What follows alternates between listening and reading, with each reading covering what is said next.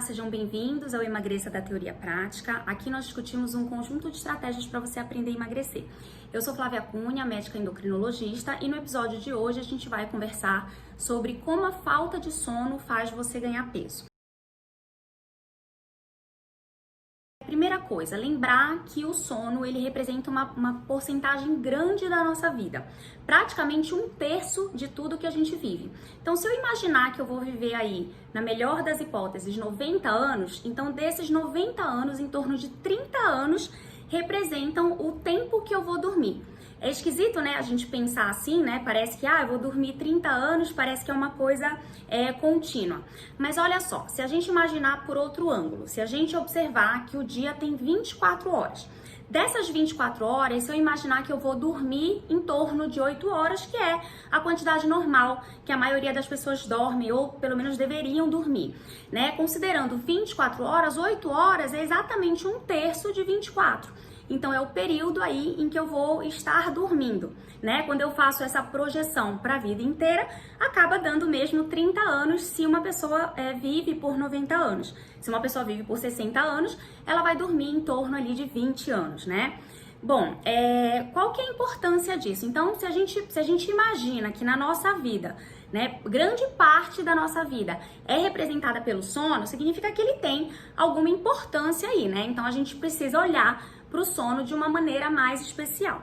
Então, a importância principal do sono é de recuperação, né, tanto do nosso corpo quanto da nossa mente. Então, quando a gente dorme, quando a gente tem uma qualidade boa de sono, né, em que a gente passa por todos os ciclos fisiológicos, os ciclos normais do sono, e a gente consegue entrar naquilo que a gente conhece como sono profundo, o que acontece? O nosso organismo, ele relaxa, né, de uma forma bastante intensa. Então, assim, a mente relaxa, os músculos relaxam, né, isso é importante, inclusive, para recuperação física, né, no outro dia, para que eu possa estar energizada para poder vivenciar o dia seguinte.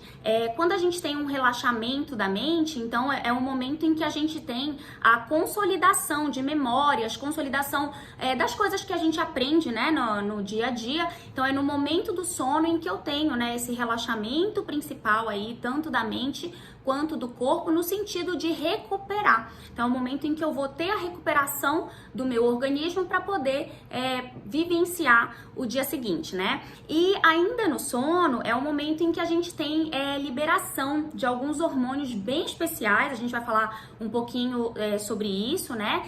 E é o momento em que a gente tem, de fato, esse relaxamento fisiológico, inclusive o coração também, ele bate de forma diferente, né? Os vasos relaxam e a pressão cai um pouquinho. Existe uma queda fisiológica, uma queda normal da pressão que depende desse relaxamento, né? Então, isso é visto inclusive no exame de mapa, que é aquela monitorização ambulatorial da pressão arterial, um examezinho em que você coloca um aparelho no braço, fica 24 horas com esse aparelho e ele fica avaliando a sua pressão várias vezes ao dia. E aí, durante o sono, deveria ser observado, né, observada uma redução da pressão em relação à pressão média do dia, né? Então, se de dia eu tenho uma pressão, por exemplo, de 10/7, então à noite eu vou ter uma pressão de 9 ou 8/6, 9 ou 8/5, uma pressão média, né? Então, a queda normal aí é em torno de 10% ou mais, né? No mínimo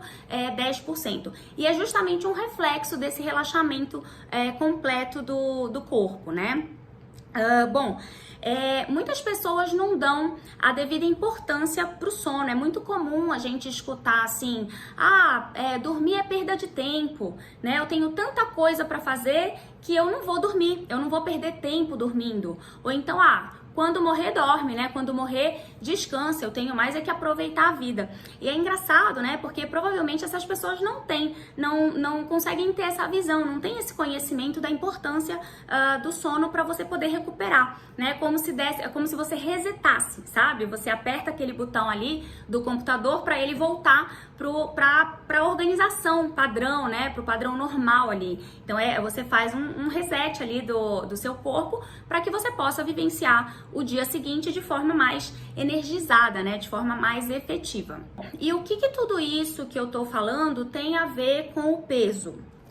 Olha, o que se considera normal, fisiológico, é que a gente durma em torno de 7, 8 horas, né? Então, observou-se que esse é o melhor período, a melhor duração de sono. Claro que existem diferenças individuais, né? Tem gente que assim, fisiologicamente dorme menos do que isso, tem gente que fisiologicamente dorme um pouquinho mais e não tem, a princípio, grandes repercussões, né, metabólicas, fisiológicas, mas o que se sabe é que, na média, né, no geral, espera-se que de 7 a 8 horas você consiga ter uma noite aí boa, né, você consiga, seria uma duração em que você consegue ter aquela recuperação, né? Conseguir passar por todas as fases do sono e finalmente ter aquela recuperação mínima ali para você encarar o dia seguinte. Então, na prática, o que seria isso?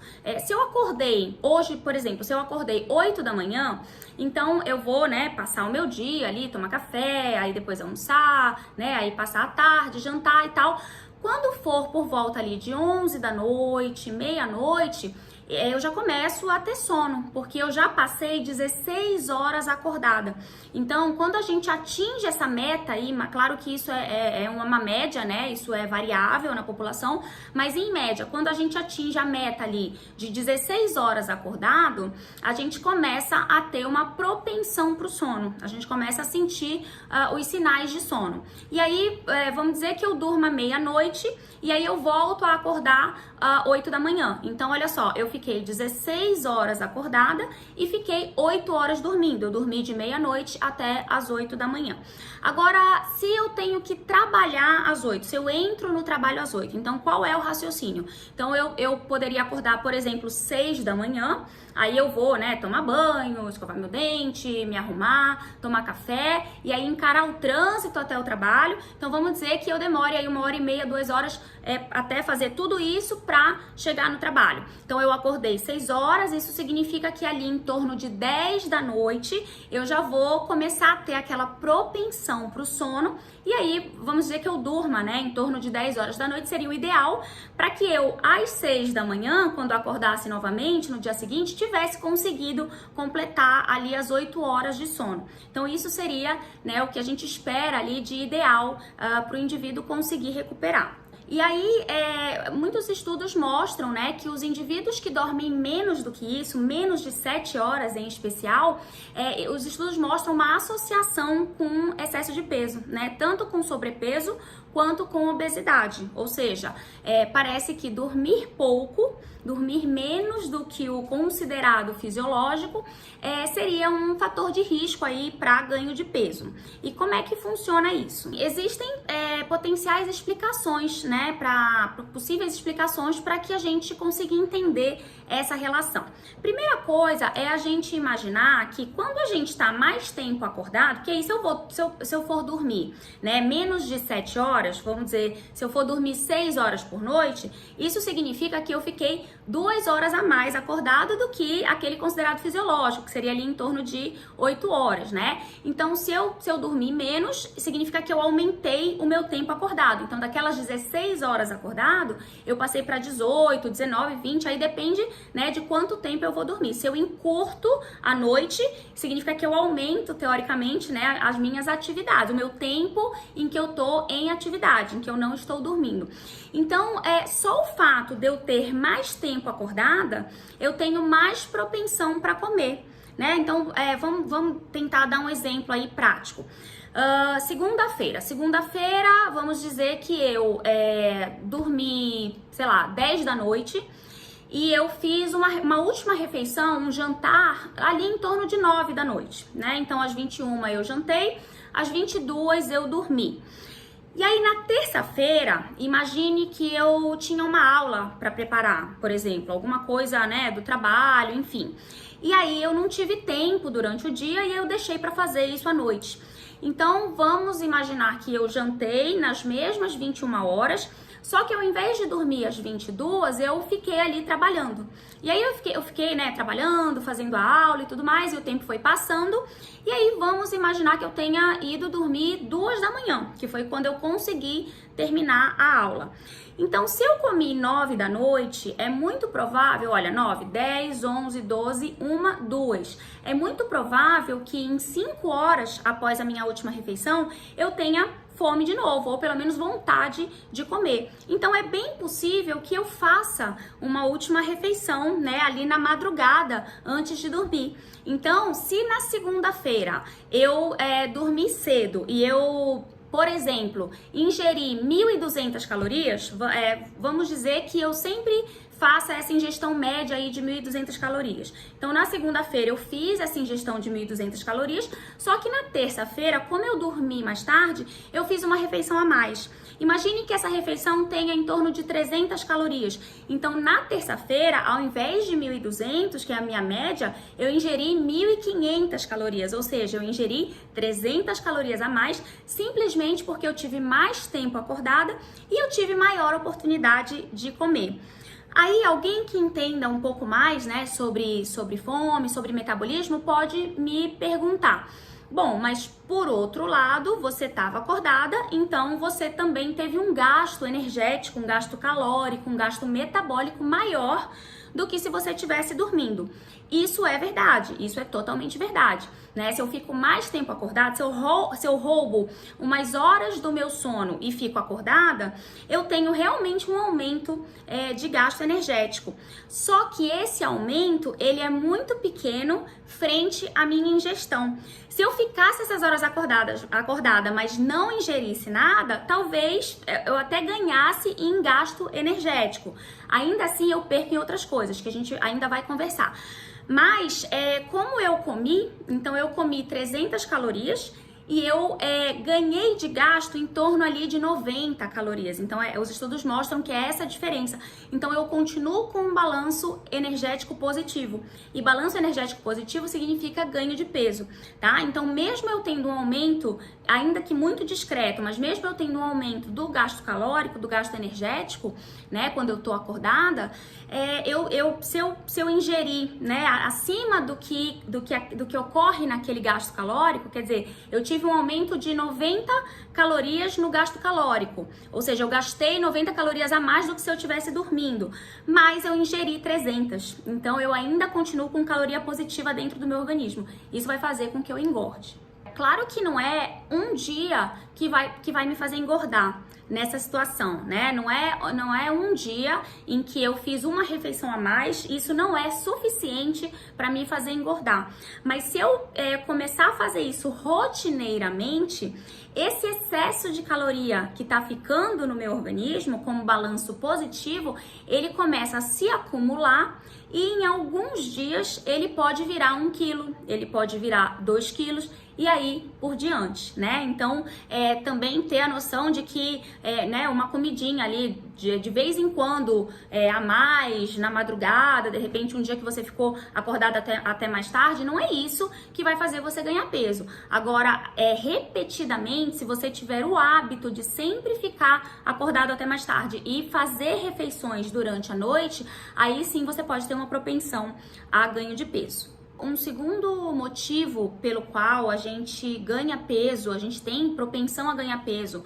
quando a gente dorme menos, né? Quando a gente tem restrição de sono, é justamente essas alterações hormonais. Então, existe um ciclo biológico que a gente chama de ritmo circadiano, né? Em que a gente tem uma produção hormonal durante o dia e uma produção hormonal diferente durante a noite, né? Então, os nossos hormônios, eles flutuam ao longo do dia e da noite, justamente para nos ajudar nas nossas atividades gerais, né? Então, o nosso corpo, ele tá preparado, hormonalmente falando, inclusive, ele tá preparado para trabalhar, né? Para fazer as atividades durante o dia, né? Enquanto a gente tá ali acordado, e ele tá preparado para descansar durante a noite. E os nossos hormônios, eles acompanham esses hábitos, né? Essa nossa rotina. Pelo menos deveriam acompanhar.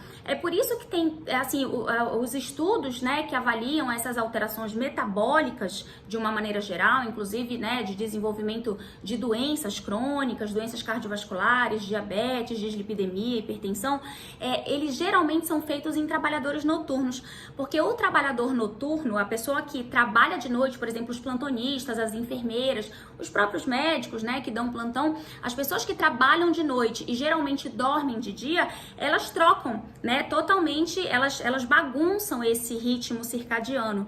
E justamente essa bagunça que a gente chama na literatura, né, de uma dessincronização, então tudo é sincronizado. Quando eu bagunço, quando eu fico acordada de noite e durmo de dia, eu bagunço, eu tiro da sincronia, né? E é justamente essa dessincronização que provoca, que estimula o ganho de peso.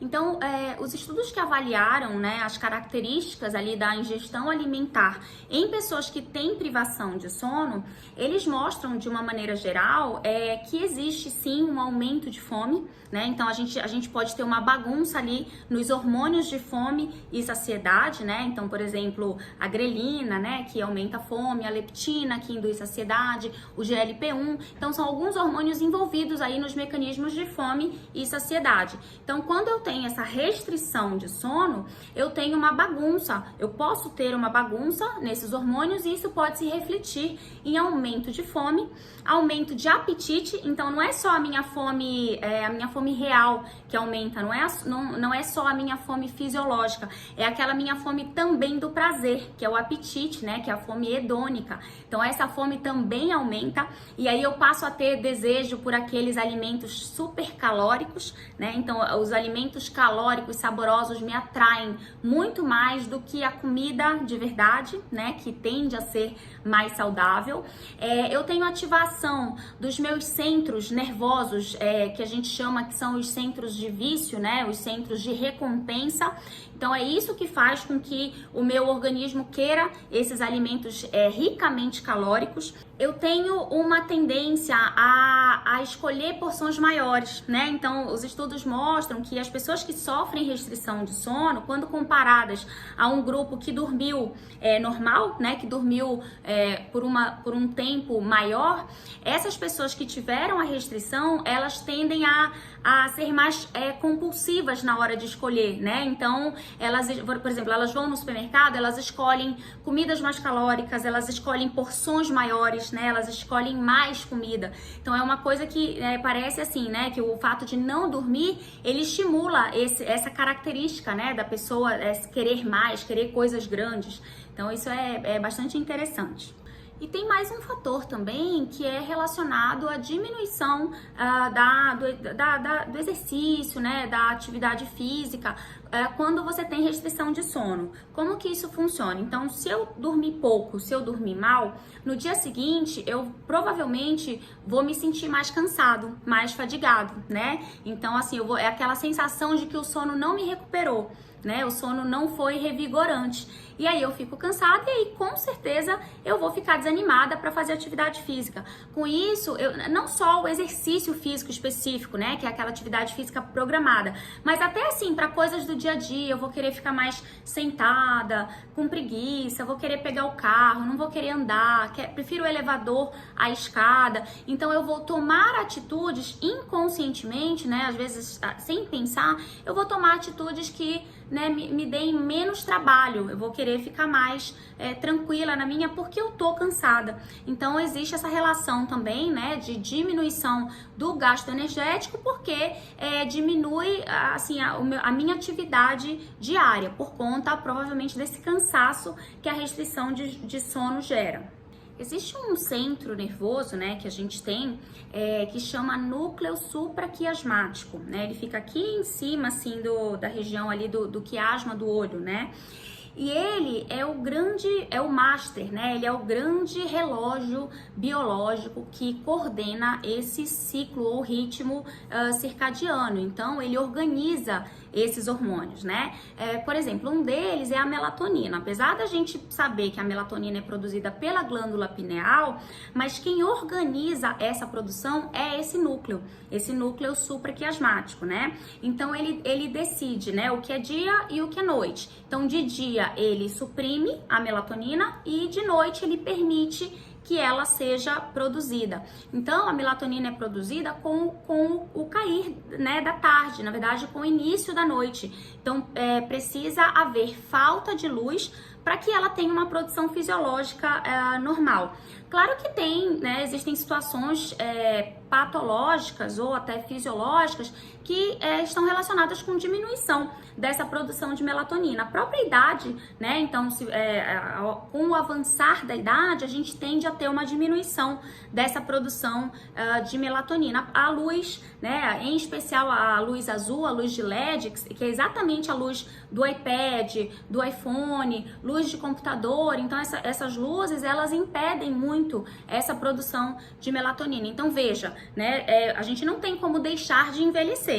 Então, vai existir uma diminuição fisiológica, né? Que é pelo próprio envelhecimento. Agora, a gente tem como mexer no nosso comportamento. A gente tem como determinar até que horas a gente vai usar o celular, usar o computador, né? Claro que a gente entende também que tem pessoas que trabalham com computador e que às vezes, né, precisam trabalhar à noite, mas assim, tentar, assim, pelo menos saber, né, que isso pode ser uma influência negativa para o sono e que isso pode influenciar ali negativamente na produção de melatonina.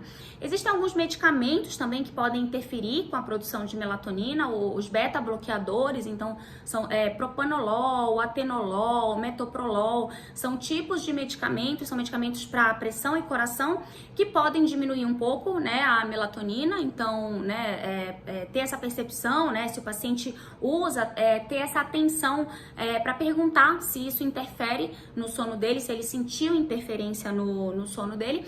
Mas o fato é que a gente assim, tem uma produção dos hormônios que variam ao longo do dia. Por exemplo, o cortisol, que é o hormônio que prepara a gente, né, para lutar, para encarar o dia, então ele é alto de manhã e ele é baixo à noite. Então já é o contrário aí da melatonina, né? A melatonina é baixa de dia e alta à noite. E aí, né, a gente tem as flutuações hormonais. O GH, o hormônio do crescimento, é um hormônio que tem um pico noturno, né? E ele parece ter ali uma relação importante com o sono. Então, pessoas que não dormem bem, pessoas que que dormem pouco ou que têm um sono de má qualidade podem ter comprometimento na produção de GH, né, que é o hormônio do crescimento. Aí você me pergunta, mas aí o GH só é importante na criança, né, para crescer. Não é verdade. O GH, ele tem funções importantes como, por exemplo, queima de gordura, né, lipólise, formação de massa magra, né, formação de osso. Ele tem contribuição, né, na nossa composição corporal. Então, também é um motivo, claro que não é o único, mas também é um motivo para você ter uma tendência a ter uma piora de composição corporal se você não tiver uma produção efetiva de GH, assim como de outros hormônios aí que a gente acaba bagunçando quando a gente tem um comportamento, né, que influencia aí no nosso sono vigília, ou seja, estar dormindo ou acordado, e também na nossa questão alimentar. Os alimentos também, o horário em que a gente se alimenta pode influenciar muito essa produção hormonal fisiológica. E eu vou dar um exemplo de como isso ocorre. Quando a gente dorme, o nosso organismo ele não espera receber comida, né? Como a gente já comentou. O que ele espera? Ele se prepara para um longo período de jejum. O que é esse longo período de jejum? São exatamente as 8 horas, né? Em média, 8 horas que a gente vai dormir. Então, o organismo se prepara do ponto de vista hormonal, inclusive, para isso, para entrar em jejum. O que acontece quando a gente entra em jejum?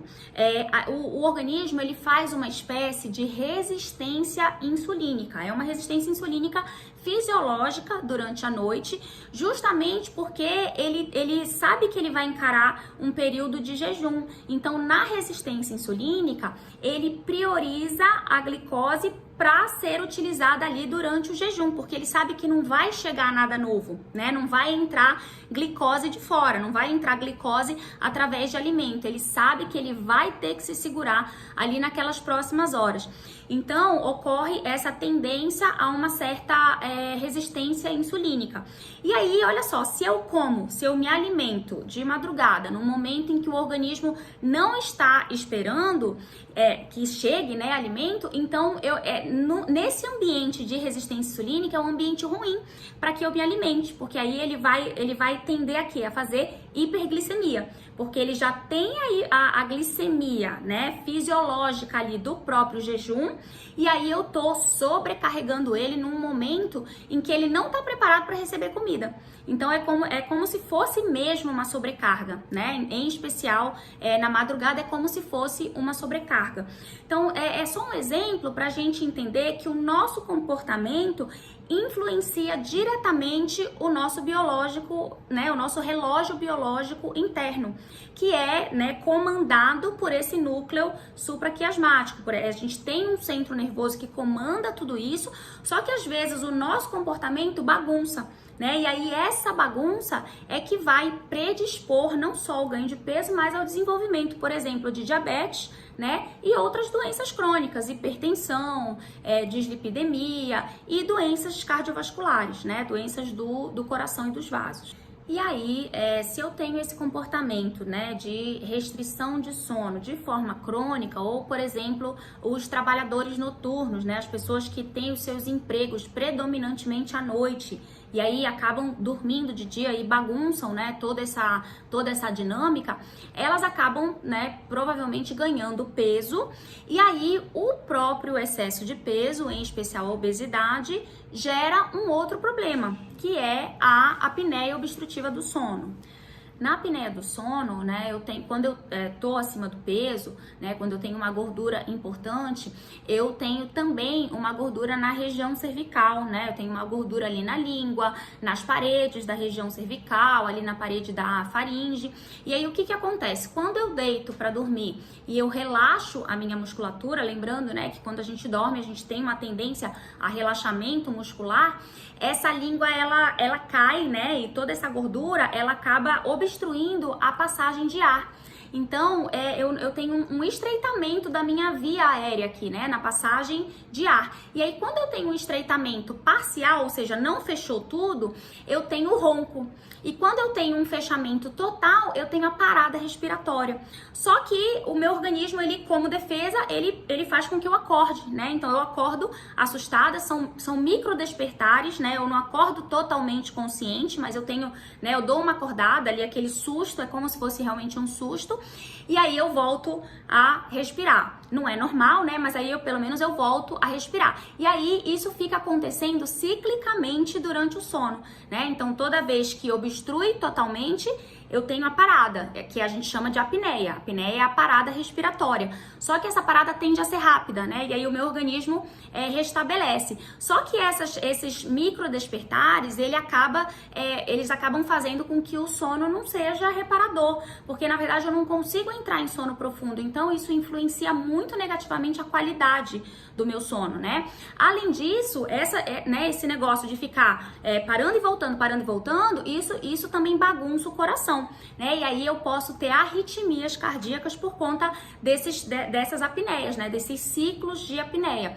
E aí, né, a gente classifica isso em leve, moderado, grave. Tem gente que tem raras apneias, tem gente que tem apneias muito frequentes, né? E aí o quadro tende a ser mais grave. A simples perda de peso melhora muito a apneia, né? Então reduz muito essa frequência desses eventos de apneia. Então por isso que a gente estimula fortemente a perda de peso também para melhora da apneia. Além disso, tem os aparelhos, né, de CPAP, em que você coloca uma pressão que exerce, que joga o ar para dentro. Então ele ajuda a abrir a via aérea e aí você resolve bastante a apneia, né? Ajuda bastante. Mas sem dúvida dúvida que a perda de peso é uma coisa definitiva, né? Então você resolve ou melhora definitivamente. O CPAP é maravilhoso, mas você depende do CPAP para dormir, né? Você dorme com o CPAP e para muitas pessoas acaba sendo, né, uma situação incômoda. E aí, né, o fato é que esses pacientes que têm apneia, né, apneia não tratada, eles acabam tendo uma qualidade de vida muito ruim, porque imagina você, né, toda noite dormir e não ter um sono reparador, ter um sono que a gente chama de fragmentado, né, não é um sono contínuo, não é um sono em que você consegue entrar no sono profundo para poder relaxar completamente, e aí eles têm uma sensação muito ruim no dia seguinte, uma sensação de cansaço, parece que nem dormiu, né, o que a gente chama de sono não reparador. Quer dizer, não fez aquela reparação, não conseguiu resetar ali, né, a máquina. E aí ele fica muito cansado, desmotivado, né, tem sintomas às vezes depressivos. E aí como é que ele vai se movimentar, né, para poder emagrecer? Então é uma situação realmente muito difícil, né? Acaba virando uma bola de neve, quer dizer, dorme mal, tem restrição, né, de sono, aí geram todos aqueles problemas que a gente comentou, né, as alterações hormonais, as alterações comportamentais, né, gerando aumento de fome, aumento de apetite, desejo por alimento calórico, e aí a pessoa começa a engordar, ela engorda, pode ter a apneia do sono. A apneia do sono é mais frequente do que a gente imagina, né, ela é bastante frequente na população, principalmente na população que está acima do peso, em especial com obesidade, e aí com a apneia do sono ela acaba ficando mais cansada, mais desmotivada, e aí com menos chance de fato entrar aí num programa aí, né, num tratamento efetivo de perda de peso. E aí também tem o aumento dos riscos, né, em especial dos riscos cardiovasculares, as arritmias e outras doenças. Lembrar que quando a gente não dorme bem, né, e aí fica aquele cansaço, aquela irritação no dia seguinte, a gente tende a ter uma hiperestimulação do sistema adrenérgico. Então é um motivo a mais ali de estresse, né? A gente sente o corpo estressado, irritado, o sistema adrenérgico ativado, então isso dificulta mais ainda dormir. Então você pode ter sintomas de ansiedade, e aí sim é que você não vai dormir, porque a ansiedade também vai mexer, né, ali com os hormônios e não vai deixar você dormir, você entrar no sono, você ter aquela propensão pro sono, e aí de fato vira uma bola de neve, e aí fica muito mais difícil. Então eu falei tudo isso pra gente ter um olhar diferente pro sono, né, lembrar que ele representa 30%, em torno de 30% da nossa vida, não é à toa, né, o objetivo é de fato a reparação. Existem hormônios envolvidos, existem hormônios todos equilibrados, né, com a vigília e com o sono, e a gente precisa tomar cuidado para que as nossas atitudes e os nossos comportamentos não baguncem esses hormônios, porque uma vez bagunçado, fica muito difícil depois reverter.